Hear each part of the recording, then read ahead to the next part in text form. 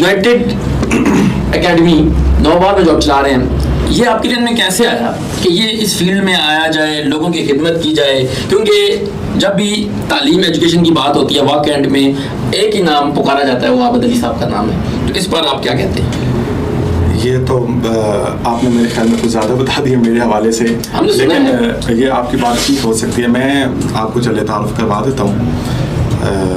میں نے تقریباً یہ 2010 میں 7 مئی 2010 کو یہ سسٹم سٹارٹ کیا تھا, اور میں نے سب سے پہلے میٹرک کے بعد جو کام کیا وہ زعیم اکیڈمی میں کام کیا. بالکل بالکل صحیح. تو آپ کو پتہ ہے کہ وہ سن 90s سے یعنی کہ 1990 سے وہ اکیڈمی چل رہی ہے. بالکل. تو وہاں پہ میرے استاد تھے, استاد محترم جناب محمد رزاق ایڈوکیٹ صاحب.